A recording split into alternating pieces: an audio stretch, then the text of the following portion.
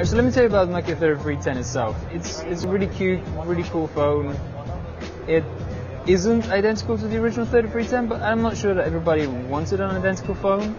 It's nice to have it as a throwback.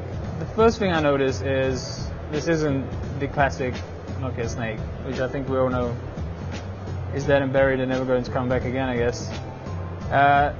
It has a whole bunch of, I don't know, I think it feels more like a remix of Snake. I mean, this is a survival horror game where you're a snake eating apples but going through levels and stuff, and kind of runs counter to the whole idea of the 3310 being a return to the dumb / feature phone experience, because the thing that makes the 3310 so popular today is that it doesn't have all the smart features, right? So I would rather just have a monochrome Snake without any of these graphics, without any of these simulated levels and walls and things like that. I must say the apples on screen are actually really cool because they're really pixelated in a cool way, and maybe that's just nostalgia speaking. I think there's going to be a lot of nostalgia speaking around these 3310 phones, which are just super basic. I mean, everybody could make these, but the fact that they're Nokias and they're called Nokias just invokes so many memories for people.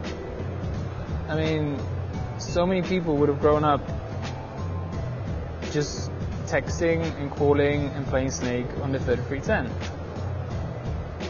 And the big power up in this game is the scissors, which slow you down and cut you, which in this game, weirdly enough, is a good thing.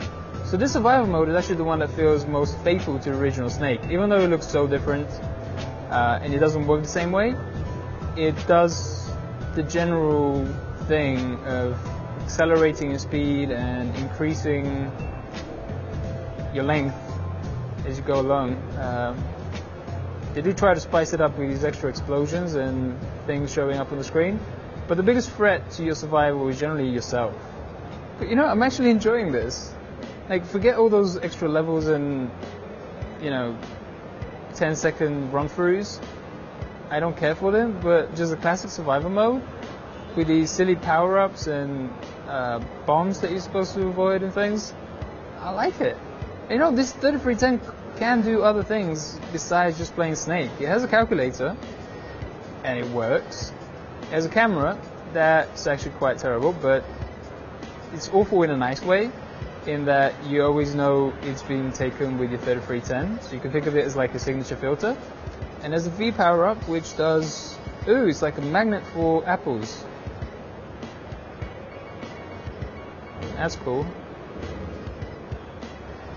For the lazy apple devourer out there. I need those scissors to survive. There we go. So honestly, if I have any reservation about Snake, this version of Snake, it is the whole idea that, oh crap, they're just putting up walls and things. Is this whole idea that you have to cut yourself to keep going? It's just not really good life advice, I have to say. Don't run around chasing for scissors, guys. Not even for Snake. So obviously this isn't the Snake that we all loved and grew up with. It's different. It's more colorful. It's fatter. It takes corners in different ways.